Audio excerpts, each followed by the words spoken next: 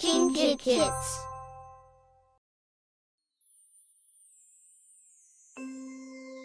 Rumpelstiltskin. Illustrated by Erica Jane Waters. Once upon a time, there was a poor miller who had a beautiful daughter. Her eyes were the color of cornflowers, and she had rosy pink cheeks. She was so lovely and clever that the miller couldn't resist telling everyone about her. One day, the king rode through the village. The miller desperately wanted to impress the king. "Your Highness, my daughter is pretty and smart," he boasted, but the king took no notice. "She can also spin straw into gold," the miller added, sure that this would get the king's attention. "Whoa!" The king stopped his horse and demanded to meet the miller's daughter.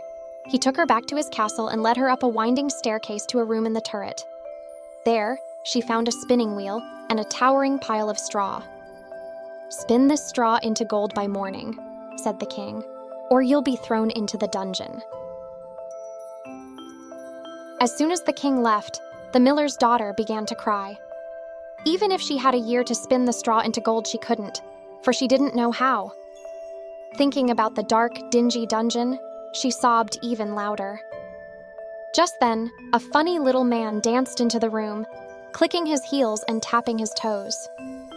"Spinning straw into gold is easy as can be, but if I'll do that for you, what will you give me?" The miller's daughter offered the little man her necklace, and quick as a flash, he spun the straw into gold thread. The next morning, the king was so pleased that he brought the girl an even bigger pile of straw. Again, he ordered her to spin it into gold by dawn. Well, she still didn't know how to do it. Sure that she would be dragged to the dungeon, the miller's daughter wept. And just as before, the funny little man jiggled into the room. "Spinning straw into gold is easy as can be, but if I do that for you, what will you give me?" This time, the miller's daughter gave the little man her ring. Quick as a flash, he spun the straw into gold thread that gleamed in the morning light. The king was delighted and wanted more. He brought the girl a pile of straw so tall it reached the ceiling. She was told to spin it into gold by sunrise. Once more, the girl cried, and the funny little man hopped and skipped into the room. "Spinning straw into gold is easy as can be, but if I'll do that for you, what will you give me?"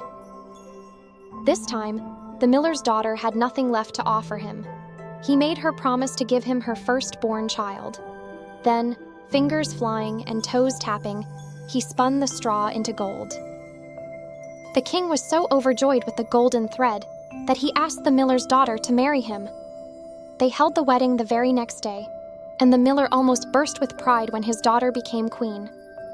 The king and queen were very happy, and the miller was poor no longer. A year after the wedding, the queen had a bonny baby boy. She had forgotten all about the funny little man and the promise she had made. One day, while the queen hummed a lullaby, the funny little man danced into the nursery and demanded the baby prince. "Oh, please don't take my son," the queen begged. The little man thought for a moment. Then he clapped his hands and sang, "You can keep the prince if you play my game. You've got 3 days to guess my name." The queen lay awake all night, making a list of all the names she could think of. That evening, the little man twirled into the nursery again. "Is your name Harry, or Larry, or Barry?" asked the queen. But all of her guesses were wrong. The little man cackled with glee and sang, "You can keep the prince if you play my game. You've got 2 more days to guess my name." The next day, the queen sent messengers all over the land to find more names. Then, that evening, the little man appeared again. "Are you named Tim, or Jim, or Kim?" asked the queen. Once again, all her guesses were wrong. The little man hooted with delight and sang, "You can keep the prince if you play my game. You've got 1 more day to guess my name." The next day, the queen's servant was chopping logs in the woods when he heard a strange sound. He ducked behind a pine tree and watched a funny little man leaping around a fire singing, "The queen will never win this game, for Rumpelstiltskin is my name." The servant hurried home to tell the queen what he had seen.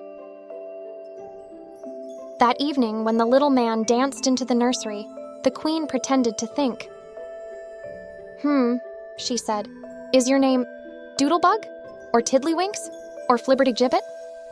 The little man shrieked with laughter and shook his head. Do you give up? He asked, reaching for the baby.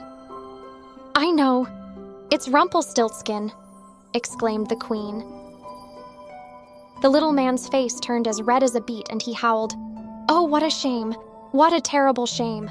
The queen knows Rumpelstiltskin's my name. Throwing himself to the floor, he kicked his feet and pounded his fists so hard that the boards splintered and split. Rumpelstiltskin tumbled through the floor and was never seen again.